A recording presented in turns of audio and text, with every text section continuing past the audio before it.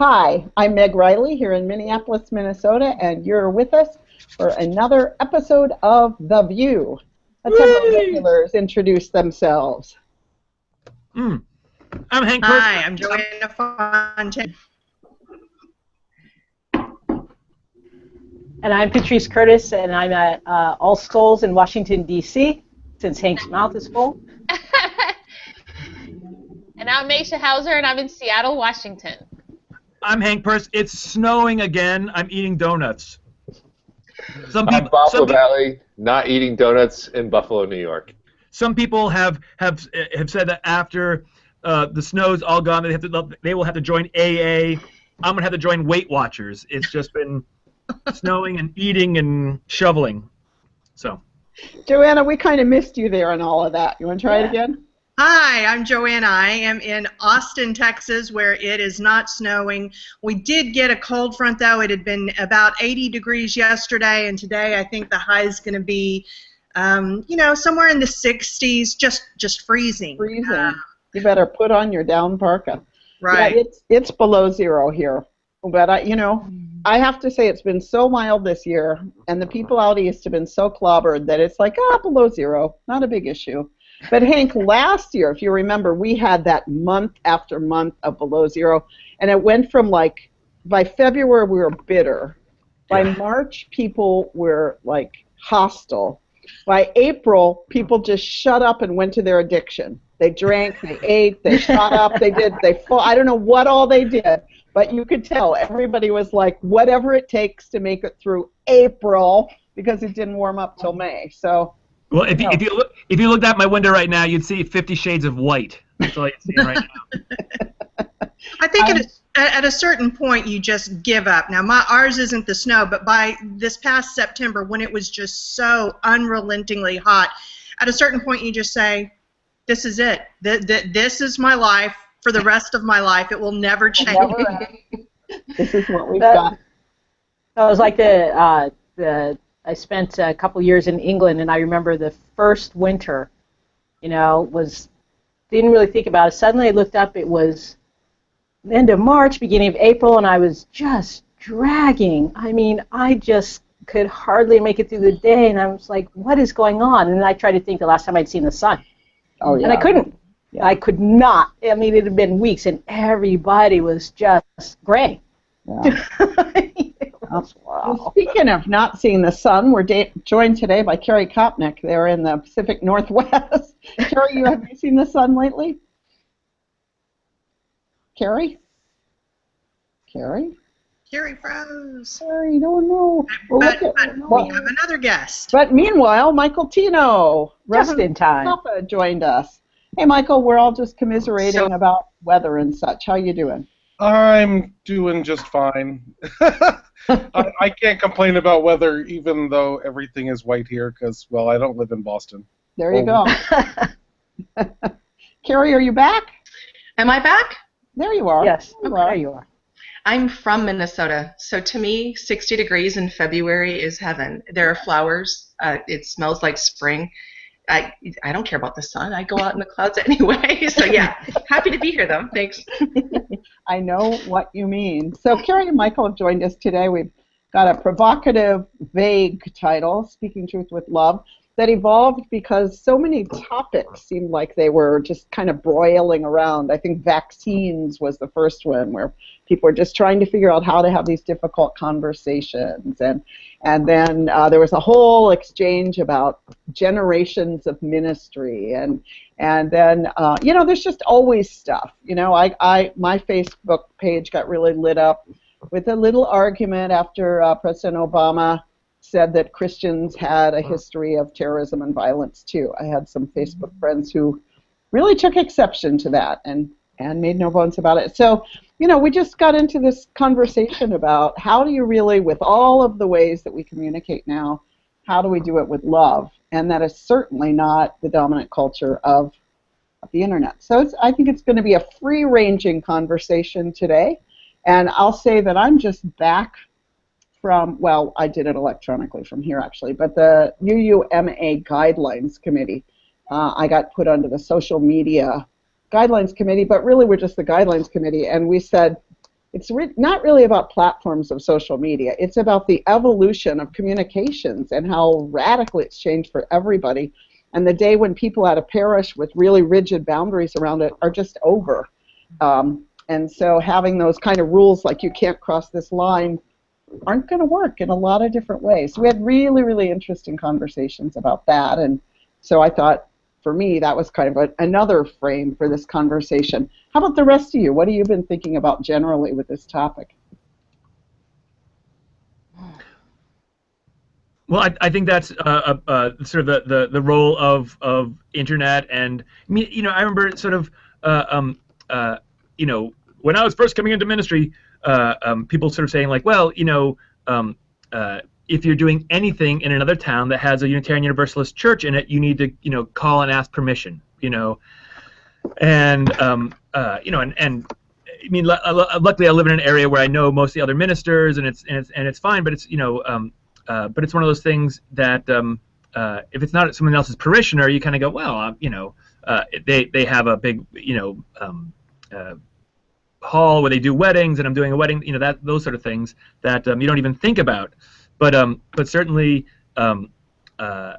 online and the sort of all the different ways that the internet and social media can be great and can also trip everybody up. I think that's a really, you know, and you know, both there are pluses and minuses to all of it, and some of it is just sort of learning where to step back from. I think that's always the case when you see people getting, you know, stepping in it social media wise, and some of it is, I mean, some of it is that things I've learned, but likely learned back before everybody else was. Most people were on social media, but still being very aware of like, oh, I have to be, you know, I have to always be cautious when I talk about, you know, who's on this list, all that sort of stuff, you know. Right.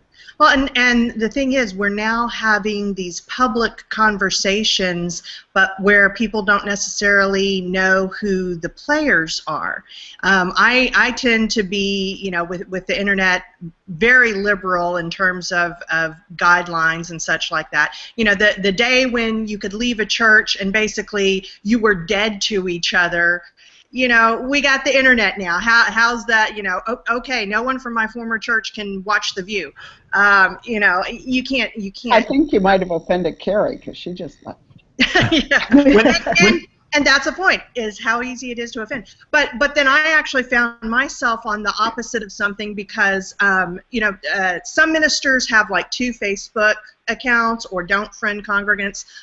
Boy, there's no way I could keep, it's hard enough to keep track of 1, Joanna. I couldn't keep track of 2. So I have it all mixed in, and I was having an online on Facebook conversation with some of my congregants, you know, about kind of a not specific to the church, more kind of a philosophical issue that affected the church. And another minister came in and started weighing in on it. Now, if it were regular life, you know, if I was in the sanctuary having a meeting with congregants and Meg came in and started weighing in, that would clearly be a no-no. But how would you even know? It's just kind of a free-for-all. I think what I think about is the durability of what happens online, and I think every once in a while we get these great cases, you know, where celebrities, all of a celebrity's life that they thought was private gets found and exposed, and so I find myself typing things and then deleting. You know, I'm on Facebook, like, you know, it's just, it's everything. It's sort of like this idea that everything in our head and our immediate response to things and our ability to sort of take a step back is hindered by just the immediacy of being able to just get it out there. And I do kind of feel like I have to, sometimes I feel like I end up sort of biting my tongue in a way. So if, for example, a person was in front of me and said what they said, I probably would say what I typed, you know, in the little, you know, reply Facebook, but I don't say it on Facebook, you know. So it is kind of weird in that way. in a way, it kind of makes communications more open because people are really transparent about what they feel and they're not sort of maybe self-monitoring as much. But then on the other hand, you also aren't saying everything that you would say if the person was in front of you. So it's, yeah, grappling with that. Well, Patrice, that actually relates to a thing I've been kind of grappling with about, I have a rule is if I see something that someone posts on their Facebook page and I disagree with it, I'm not going to go out of my way to go to their page and set them straight, But I recently I had a group activity. I'm going to be vague to protect identities here. I had a group activity where It was me. I met a bunch of people, and we all friended each other on Facebook. And one person was super, offensively conservative. And I won't even say conservative because it's an insult to conservatives, what this person posts. And I had to make the decision about, do I want to see this in my stream, or do I, what you can really do online now is self-segregate into the bubble of your own beliefs. Yeah. And so I'm kind of treating this as a sort of spiritual practice where I'm making myself see what this guy has to say, and just to know that that's out there, and that, and examine it. And, and there are just days when I'm like, the despair is too much anyway, and I'm like, I can't handle this, But staying present to the brokenheartedness, the internet allows us to do that in a funny way. Yeah. Yeah. We had a it's interesting. Sorry, Michael and I jump in at the same time. Go, Michael. It makes me think of that famous comic with the person sitting at the keyboard saying, "I can't sleep because someone's wrong on the internet." I'm going to interject and say, this is Reverend Michael Tino speaking, one of our guests today. I think I failed to introduce you. And Michael, you could share your context a little bit too. I apologize. Sure. So I'm joining you here from cloudy Peekskill, New York. I serve as the minister of the VUU congregation in Mount Kisco, New York. And I'm here in part because I also have a PhD in cell biology. So when we start talking about vaccines, I have something to share based on that. But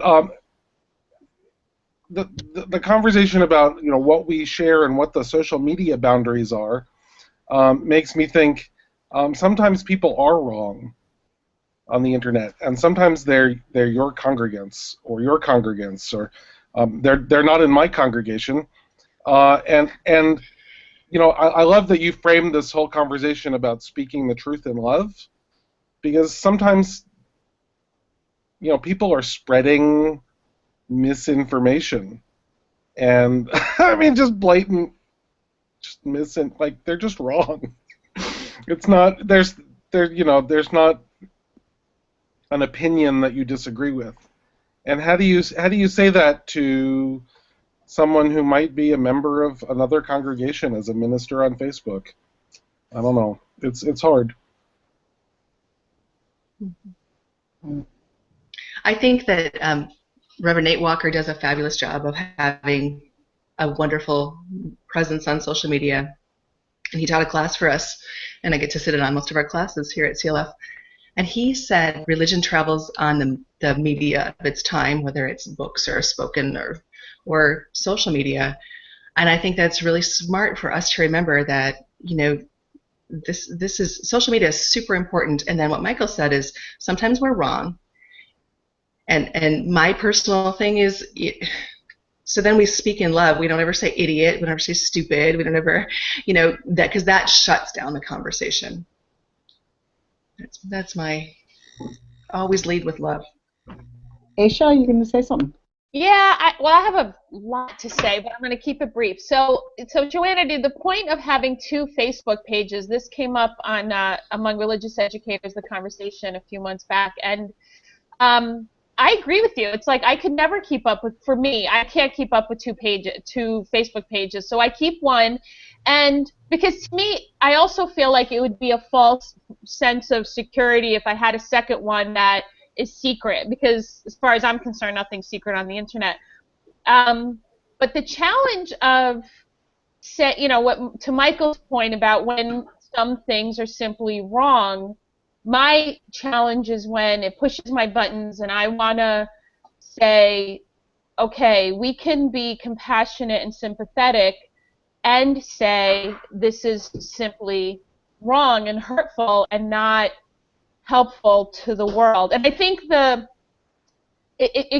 think the fundamental part of Unitarian Universalism tension is, the individual can think and be free to have their individual beliefs, and there's a responsibility to the community. And I think that's true for social media too. So I can think what I want, I can think in my head whatever I want, but I do have a responsibility because I have congregants, ministers, religious educators, friends all over the world. And so what I do put on my Facebook page, a lot of people are reading. And so it's a community. I'm part of a community on Facebook. So it's a difficult tension because I'm a reactionary person.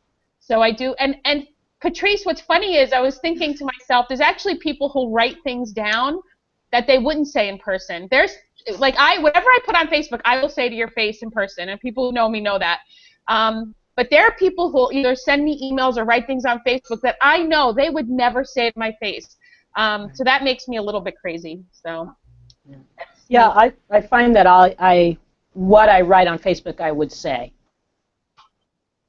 I just don't write things that I would also say personally on Facebook. This is kind of yeah. I don't write anything on Facebook that I wouldn't say loudly in the grocery store or a cafe where I didn't know who was around. I don't think of it like the New York Times, but I do think of it, as Joanna said, like I don't really know who's listening now. What? You don't have the reach of New York Times? Are you sure, Meg? Some people say don't write anything you wouldn't want on the front page of the New York Times. So far, the New York Times has not been interested in anything yet on the front page. I will say though that do I need to help change that? I was going to say I'm waiting though. People. I will say making the decision not only about what to say, but whether to go ahead and say it can be really important. We had about a week ago, my church made a statement. We have a representative down here. You may have heard of her, Molly White, who when there was like a Muslim day at the Capitol, and she was asking for the people who came to renounce terrorism and say the pledge. And so the church I served issued a statement about that, and we put it on our Facebook page. Practically all of the response was positive, but one person who's not even a member and clearly did not even understand that we weren't a Christian church responded, saying, well, I don't think that there's anything, wrong with this, and you Christians, blah, blah, blah. And the person was clearly an atheist. And so I kind of thought about it, and then I actually engaged the person and, politely made kind of my point, did a little education about what Unitarian Universalism was, tried to find some common ground, and was figuring, okay, if this person responds abusively, I can always just take it down. And instead, he wound up responding very positively. So that was a great example for me of, okay, sometimes go ahead and don't just be silent. Respond. They're not all trolls. I don't know if people listen to the This American Life about the Jezebel blogger who engaged with a horrible troll who ended up apologizing and really realizing how hurtful he'd been. It's a great story if you haven't listened to it. I don't know, Google This American Life. I don't even know what. We'll try to find the link and put it on the page. Yeah, I'll dig it up. Yeah, because it was just a powerful story. So since we have a microbiologist in our midst, and we don't always, why don't we talk about vaccines for a little bit and the conversation about vaccines? And Michael, let's start with you. What do you make of the conversation? And where do you? So, cell biologist, just to be clear. And the distinction is only meaningful to scientists, but there are probably a few that are going to watch this. part of what gets me about this conversation is the willingness of people across political lines and religious lines to make up science because it sounds like it should be true. You know, it's like Stephen Colbert's notion of truthiness has taken over this the discussion of science. Like, oh yeah, it sounds like that should be true, so it is, to me at least, right? And the science is ridiculously clear. It's like science. Right. My science. You know, the actual science is ridiculously clear about this. So, you know, to me, the ability to make a choice not to vaccinate because the risks, the very minuscule risks, which do exist, are somehow less important than the risks to the public health of not vaccinating. I think we need to, as religious people, we need to understand as a choice that's fundamentally based in privilege, and sort of privilege run amok. You know, the 1 in a million chance that my child might get a fever all of a sudden becomes more important than the 1 in a million chance that my child might give an immune-compromised person or a child on chemotherapy or you know, any number of people who can't be vaccinated, measles.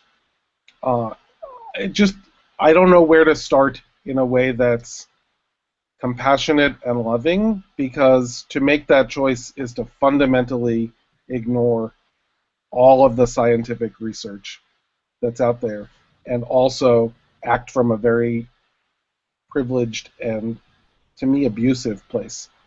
So that's where I'm starting with this conversation. What do you think, Aisha? Well, you know what somebody posted yesterday on their Facebook page, and the privilege piece is the one that pushes my buttons the most. I have a baby sister an infant who died of a communicable disease, and she hadn't been vaccinated yet. So it is a personal issue for me. But someone posted, a white religious educator, VUU, who said, let's imagine for a minute that these outbreaks happened in low-income communities of color. Would we be having the same reaction? It's fundamentally, to me, the privilege piece gets lost in this conversation about, well, people are allowed to have their opinion. Yes, and it's a privilege to have that. It's a privilege to opt out of a lot of things, but you're in a place of privilege, and that's the piece that gets lost in for me, the conversation. So thank you for bringing that up.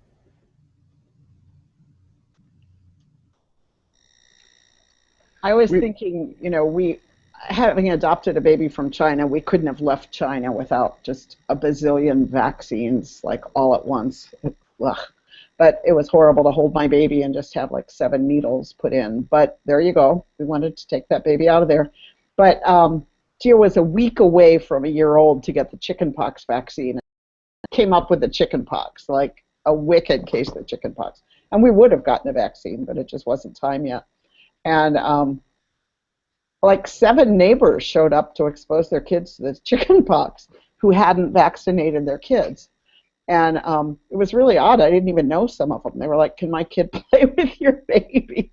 But what they said was, and I'm not a scientist, they said that the chickenpox vaccine might wear off when you were a teenager. And if it did wear off, that the case of chickenpox you'd get was terrible. So they really wanted their kid to actually have the chickenpox and be done with it.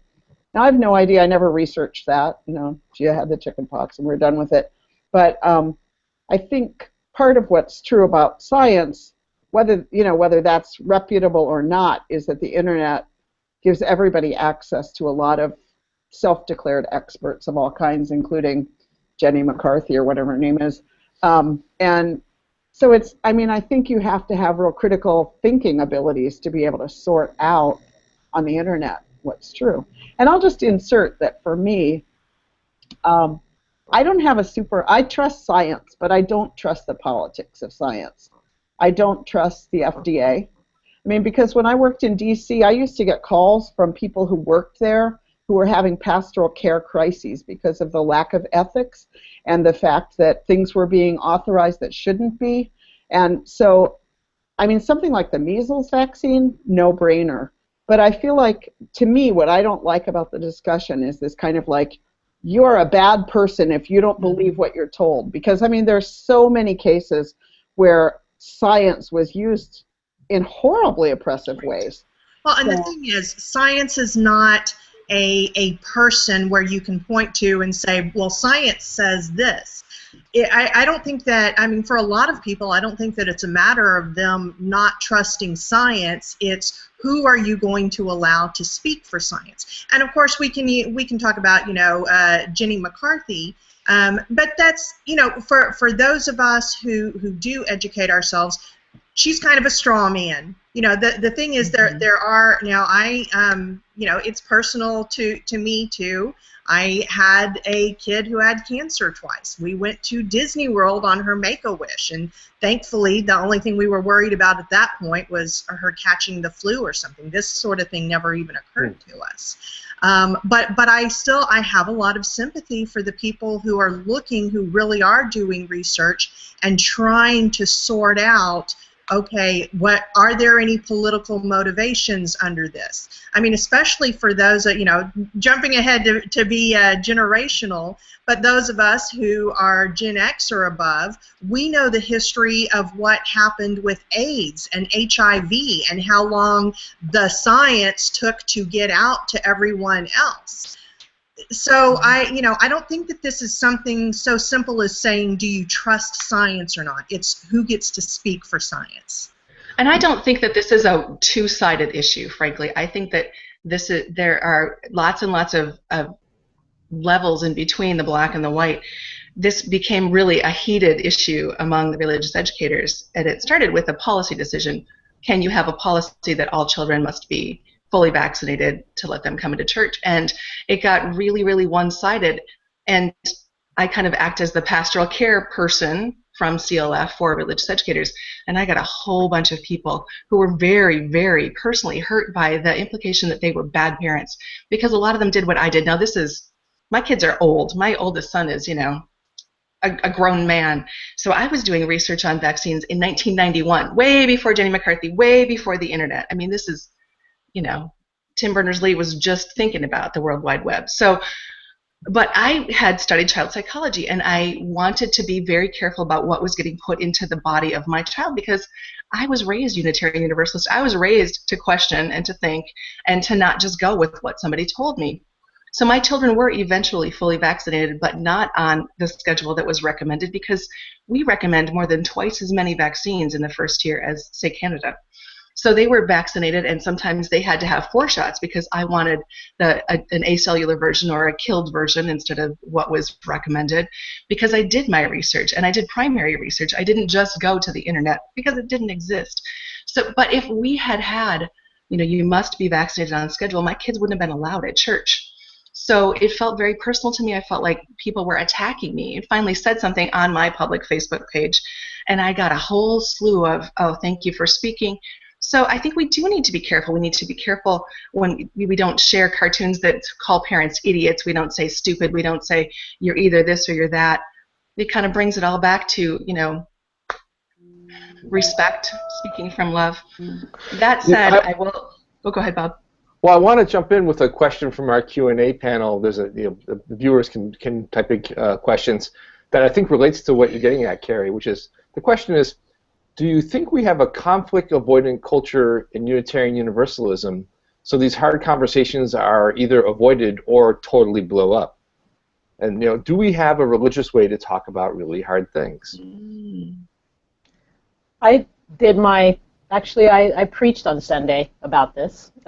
Pretty interesting, on actually the fact that we are very nervous about sharing our spiritual beliefs with each other, our spiritual practices.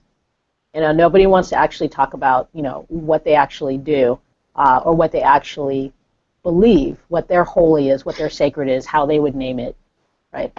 And I talked about how this really limits our ability as people to grow spiritually.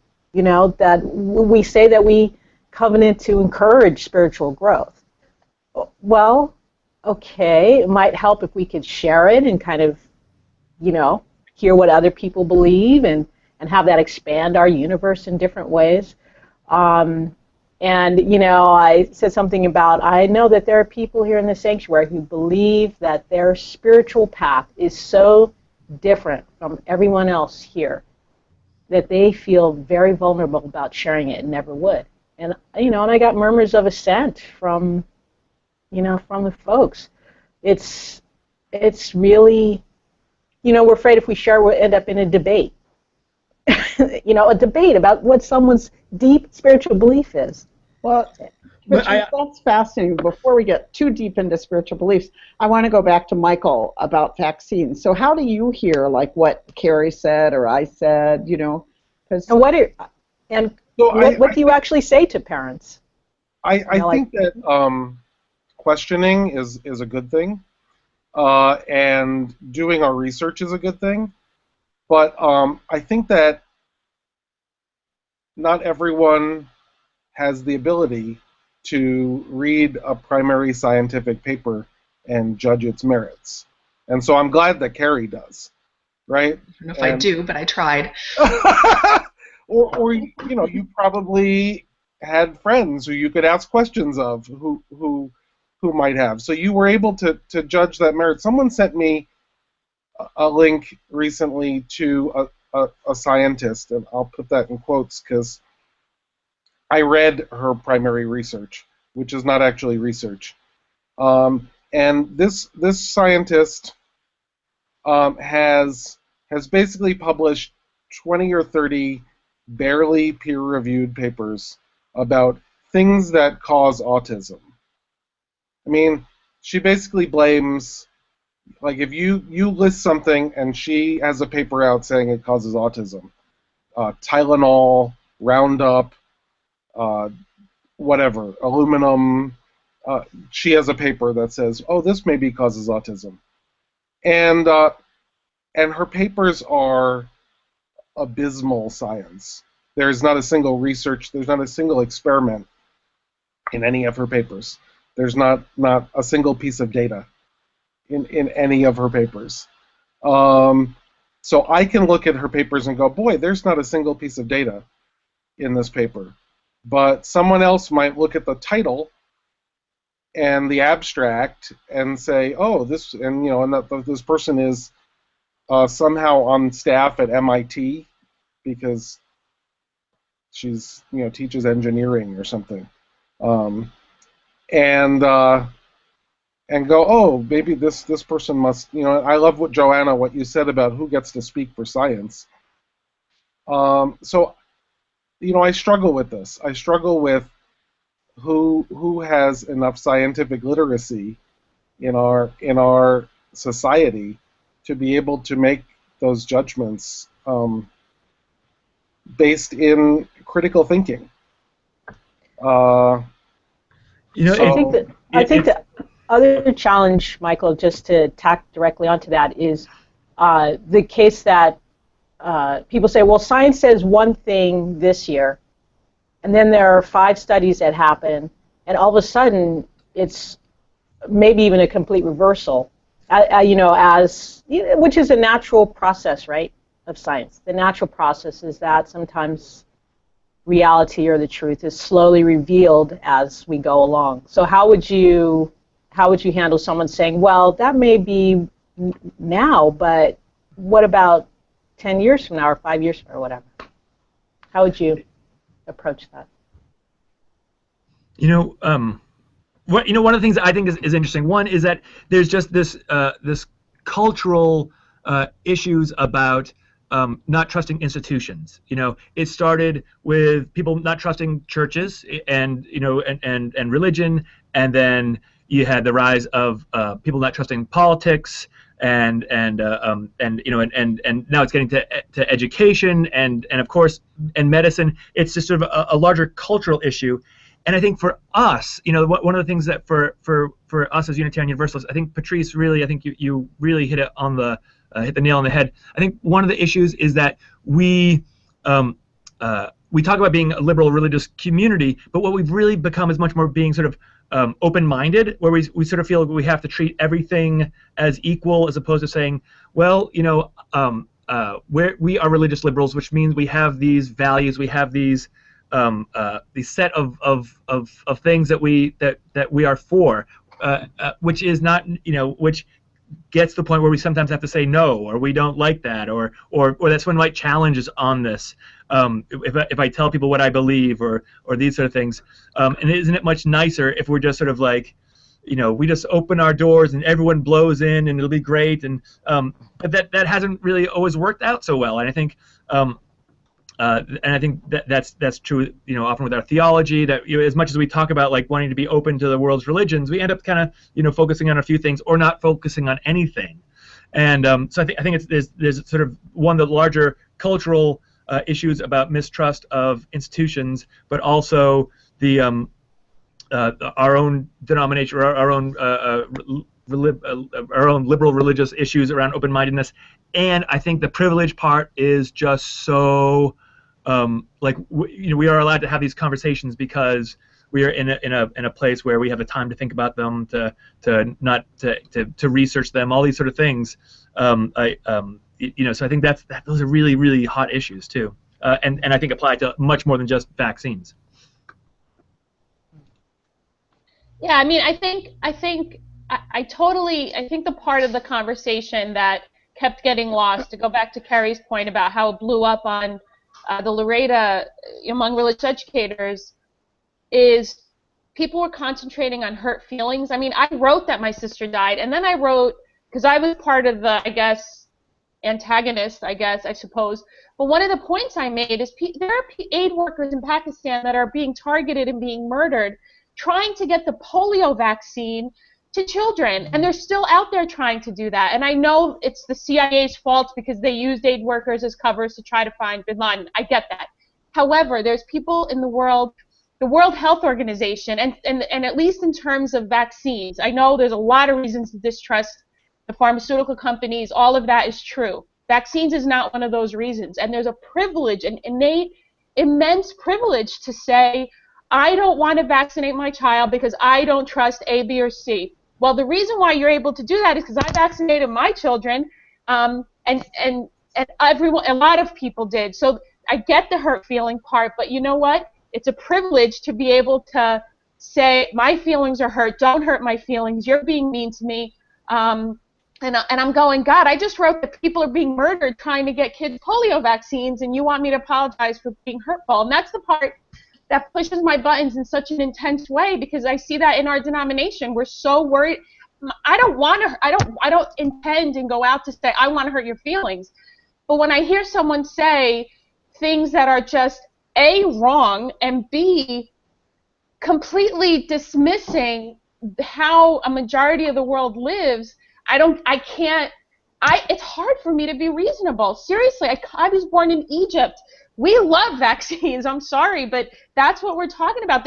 We can totally take the conversation into all the things we distrust, but privilege is a big piece of this, and Unitarian Universalists, I have found, have a hard time going there and saying, you know what, yes, it is a privilege for me to opt out of this. And that's the part that gets lost, because people immediately go to, you hurt my feelings, you're being mean, what does my not vaccinating my child have to do with other kids? Somebody actually said that to me, so...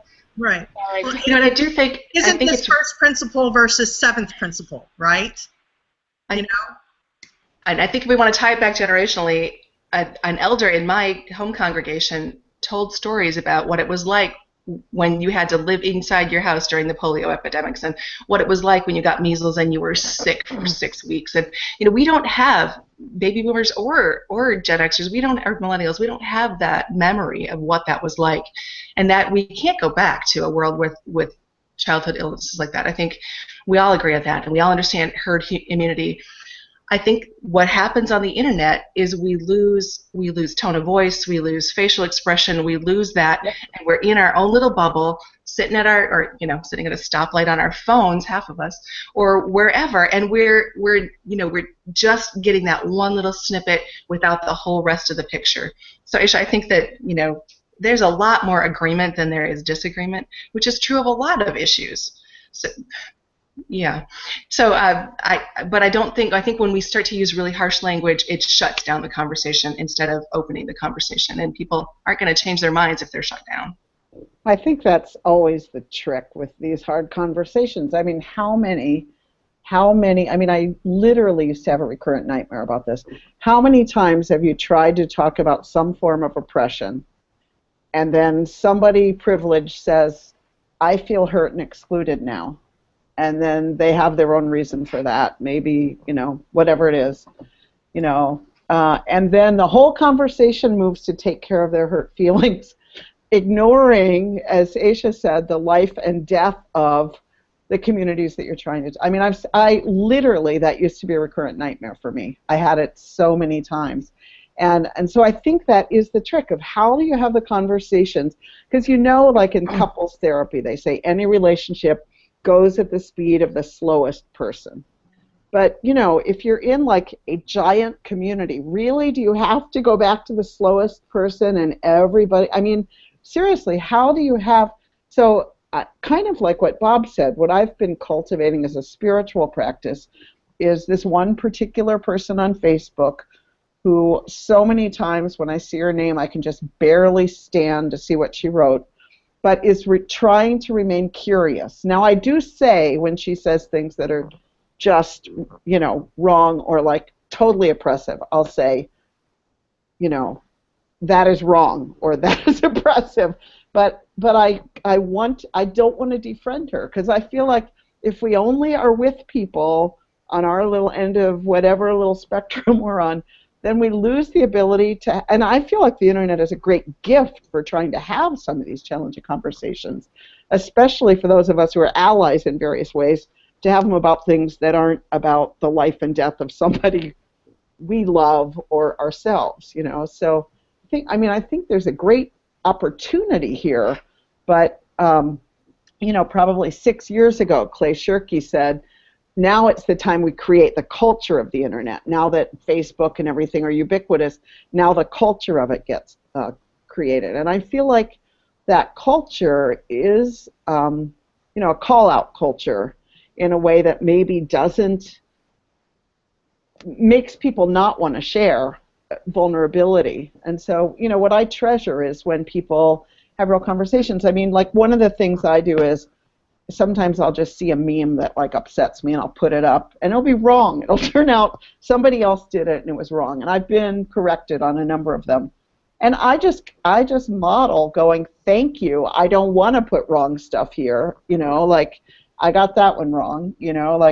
Like this week I put one up with Ted Cruz apparently saying something he didn't say.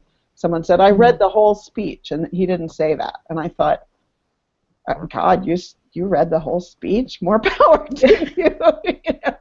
And so, I just think there's a way that we can be grateful to be corrected because we're interested in the truth. So how to stay in relationship. And would it be okay if I got back to the question that Patrice asked? Go on. A while ago? Because Patrice asked about the uncertainty inherent in science. And any good scientist has to admit that an experiment is only as good as the conditions it's done in, and there's the possibility that somewhere down the road someone will find out that it's more complicated than we thought it is. All science has to be open to the possibility of being corrected down the road, and That's at the beauty same of it. time, we need to act in ways that are consonant with the best available science that we have right now. I think if our conversation were about climate change, and people were like, well, maybe the science is wrong on climate change. We should just, continue to use all the carbon dioxide, emit all the carbon dioxide we want to, because maybe the science will turn out to be wrong in 40 years. And I think we've been there. like Micronesia is underwater. We have to act in ways that are consonant with the best available research. And at this point, people have been getting measles vaccines for 45 years. So I think the risks inherent in the measles vaccine are pretty well known. But it's good to say that. Yeah. I mean, I didn't know it had been 45 years. I know it's been a really long time, and I am for vaccination. But maybe to say, hey, you know what? It's actually been 4 decades. They found out that the early generation of measles vaccines needed boosters later in life. So, like, I've had measles vaccine boosters because the measles vaccine I got as a child, they figured out wear off after 20 or 30 years. So I've been vaccinated more times for measles than I can. There is no chance that I am getting the measles because I went to work in a hospital and they're like, here, just have another measles vaccine. No dots for you. But the best available science that we have right now is pretty unanimous. And if the best available science was, well, we're fairly sure, then we'd have a different conversation. So shall we say to our congregations, you must have your children fully vaccinated or you cannot come to church? And we get to the crux of the matter. That's a really good question. Right. And to me, the schedule that you vaccinate your child on, is, there are differences of opinion on that. But if your child is medically able to be vaccinated, to not vaccinate them at all. And so, I don't want to get into a discussion of, do we give the measles vaccine at 12 months or 15 months or 16 months, because, we can have a reasonable disagreement about that. To not vaccinate a child who is medically able to be vaccinated and then put them in a community with other children, some of whom are not medically able to be vaccinated, to me is irresponsible. So what is the policy we make? I don't know. Right, so responsibility, is it simply an individual's responsibility, or do churches have a responsibility? If someone brings an infant to the church that I serve, does Live Oak have a responsibility to say, we believe that your child should be, reasonably safe here? I mean, you look at all that we've done around, say, peanut allergies in schools, and I mean, my God, you can't bring anything for snack that was near a peanut, and so I think we have some models of people just understanding that they're putting other kids at risk and taking responsibility to do it. I never signed a thing when I went to the preschool that said, I can't come here if I bring peanuts. But I did understand that if I cared about the other kids who were there, I wasn't going to bring peanuts. So I think Michael's language about covenant and support for each other might be a more positive way to go than, And my child's daycare is a nut-free space. I did sign something saying I could not bring any nuts. Probably evolved. Man, I wish we could have those signs in all of our churches. This is a nut-free zone. Man.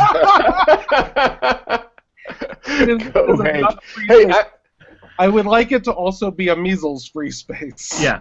And I think over 200 years ago, many of the ministers in our Puritan churches gave sermons about how everyone should go out and get the smallpox vaccine. There are, I should just go and find them and sort of say, here they are. Like we have precedent. So just and I think that's it. Do we want to make a rule or should we talk about it? And I think Meg's, of course, is much like I always want to come down like Moses with the 10 Commandments and just go like, what are you doing? And, which doesn't always work well. Meg is much more like, we can be both peanut free and let's also be measles free as well. I think that's a good plan. But we have precedent to sort of say like this is part of our tradition to be able to talk out about like this is science, this is important stuff, this is about keeping us and our children healthy and alive, and the other people in this community whom we have covenanted together to do and work on some really important things that should be worked on, and not on spending all this time and energy on chickenpox and measles, you know. And sometimes our choices, sometimes we have to make a choice. So if you really feel that you don't want to vaccinate your child, that choice may be, I don't know, not attending RE. I don't know. I mean, we often don't want to put ourselves in that situation of having people choose not to come to church, but it's tricky. Don't I wanna- the vaccines anyway? Are these homeschooled kids?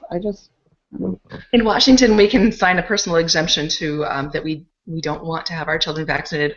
Oregon as well. I think some in California. In fact, I just probably in Berkeley. Yeah, on Vashon Island, which is a little island right across the water from the church I attend. Almost all the kids on that island are not vaccinated. I want to pivot, if I could, and ask this question. I'm a 52-year-old, that makes me Gen X, seminarian. When I graduate, will I be passed over by the boomers who are passing leadership right to the millennials? Yeah, didn't you get the memo? We've already exceeded the quota. Darn. We were allowed, I think, 5. Well, I guess I'm dropping out. I'll be Taking selling our shoes shoes off. instead. Bob is referring to a rather heated conversation online about generational ministers. So, how is everybody here Gen X but me? Am I the only boomer in the crowd? Oh Lord. Yes, well, Megan. I don't think anyone's ever accused me of bypassing. Any millennials? Do we have any millennials? No? Anybody want to? I mean, can I just say, like this is something that we should let's have a whole separate talk about this, because it's really, I made a joke before talking about like that, like it's Queen Elizabeth handing the crown over Charles to William. But which makes all of us seem like, which I realized was not a good metaphor because he's a jerk. But it is, like growing up forever. Well, you can't get a big church. You have to earn it. Blah blah blah. And then and okay, the Later. Gen X's, yes. Thank you. Yes, thank you. And I am ready. I've got my soapbox right here. Let me just stop. We have to have the Reverend Tom Shade in for this, because I will tell you, one of the first things that I can remember about meeting Tom Shade was when he was down at Swoozie. He was our theme speaker, and he said, "Oh my God, how annoying are Gen Xers." So no, we got to have his butt in a chair for this one. He said that to you? Ooh, and he lived? No, he said it to everyone who was there. Well, just for the record, when I applied for CLF, an older guy told me I should go get some more experience first. And I was like, how old will I be after I do that? And maybe he thought you were younger than you are. Well, no, and then he told me he had a personal pick who was a much younger male than me. And so who had more experience than you? No. I think sexism also figures into this. Yeah, how many male years equal a female? Exactly. I've really been trying to change my thinking ever since I learned that there's like something I read that said men think if they have X number of years that they're this qualified, and women feel like they have to have double that in order to be at the same level. I started going, wait a minute. I'm going to try to start thinking like, yes, I do have enough experience to do that. The Atlantic, it said that if women look at a job description, they think they should have 90% of it to apply. There you go. And then think if they have 60% of it, they should apply. So I've been like, okay. That's like I want a male ego for Christmas, right? I mean, yeah, you can't blame men for that. It's like, that is encouraging. Just step out and try, I think. Yeah. So. Do the Brené Brown, power poses, right? Well, she talked about like sitting back and all these things and how it really changes. Anyway, never mind. That's another. We can do a whole show on that when Tom's here, but it's going to be a while. There you go, Hank. We've got a lineup of shows coming. So who's been arguing about anything else meanwhile, if you don't want to do Generations? What's lively? What's going on in California? Who's in California? Well, Do we have any seminaries there? Oh, okay. Let's just say that I think the Star King thing has been a cautionary tale about positive and negative uses of social media. And I'm delighted that we here at the VUU have not done any shows about it, have not gotten into stuff that we really don't have a place to talk about. And I'm personally really glad that now stuff is finally moving along, and hopefully the log jam is broken and the new president can move into the presidency and take it into the future. That's my wish for California. What about? And in the future, the social media will hopefully really work from today going forward, because something like this, without everything sort of being revealed where everyone can see it, could just continue to linger, right? Because people don't actually kind of know what's going on, and so maybe having it all out there. It's that whole mistrust of institutions thing, and also Yes. a feeling that I think many baby boomers are finally realizing that they're going to die, so they want everything around them. They think everything around them should die as well, whether it's the environment or schools. Everything should just die because we're dying, so it's all going to die. Take it down with me. So here's what I'm going to say. If you're interested in the content of Star King, viewers, go to the Star King website where you can get a lot of content. We are not going to get into the content. I'm curious if anybody else has any reflections on the process. I'll say that we will be a stronger denomination if we have at least two UU identity seminaries. And so I really hope that Star King thrives. And I say that as a Meadville student and a member of the Meadville board. Yeah, and may God bless everybody in leadership and everyone trying to make do good stuff over there too. So Meg, is there going to be an announcement? Everyone is saying, what is Jon Stewart going to do now that he's stepping down? Isn't that horrible? Is he going to become one of our co-hosts? I tell you, I could have cared less about Brian Williams stepping down, but I rely on Jon Stewart for news. I was like, no, not Jon Stewart. Where will I get my news? I think That was the biggest shock, Brian Williams. It's like, what? You did what? Michael, what were you saying? Yeah. I said I think, Meg, that relying on Jon Stewart and not Brian Williams for your news calls into question your boomer credentials. I told you I don't act like a boomer. I think we might just make you an honorary member of Generation X. I was, you know what? It's so funny. A couple days ago, I was in a meeting with a couple of millennials, and we were talking about tracking news on criminal justice and figuring out like what, and they looked at me and they said, well, I get most of my news from Facebook, and I didn't say anything because I didn't want to say, and do you think maybe I don't use Facebook for news? But I just